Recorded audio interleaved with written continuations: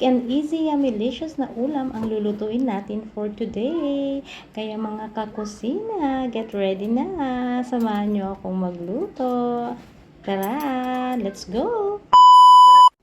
So, medyo late na nga yung ating lulutuin na ulam para sa tanghalian. Kaya naman ito ang naisip ko na lutuin dahil mabilis lang. So, ito yung mga ingredients ko. Meron ako dyan bawang sibuyas. Siyempre, hindi yan mawawala sa ating panggisa. Meron tayo dyan patatas at carrot. Siyempre, yung ating ginili. Ayan, simulan na natin igisa ang ating bawang.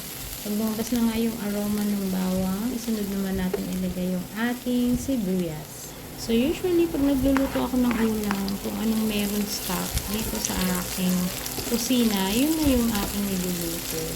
Ayan. So, pag medyo lumambot na yung ating sibuyas, susunod naman natin itong ating tomato paste. So, mas magandang nagigisa yung ating tomato paste para mabawasan yung acidity nito.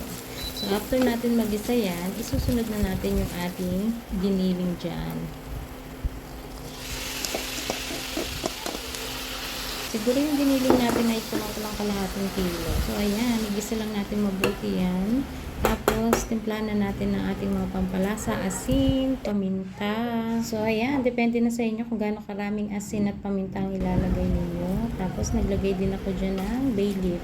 So, igisa lang natin ito mabuti. Tapos, tatakpan natin. Isimmer lang natin yan ng mga ilang minuto. So, ayan. Kumukulo na yung ating giniling. So, sunod naman na ilalagay na natin dito yung ating patatas at carrots. So, isang patatas, isang carrots lang ang nilagay ko dyan. O, diba? Tipid. Tipid ang ulam natin for today. O, ayan. Tipid na, masarap pa. So, meron akong raisins, kaya nilagyan natin ng raisins. Ang sarap niyan, manamis-namis. Tapos, timplahan ninyo ng oyster sauce. So, yan lang naman ang mga pampalasang nilagay natin. At konting asukal syempre. At konting tubig.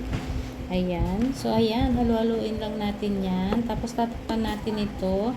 Isasimmer natin ito ulit hanggang sa maluto yung ating patatas at carrots. So, ayan. After lang minuto, luto na ang ating carrots at ang ating patatas. So, ito nga pala. Naku, bago ko makalimutan, buti na lang naalala ko. Meron nga pala tayo ditong pineapple tidbits. Naku, ito naman talaga ang magpapasarap sa ating giniling. Masarap siya na may pinya. O, diba? Naku, ito talaga nagpa-special sa lasa ng ating giniling. So, kung meron kayo dyan pineapple tidbits, naku, ilagay nyo na rin yan sa inyong mga giniling. Naku, napakasarap. Ayan, luto na ang ating giniling with pineapple tidbits.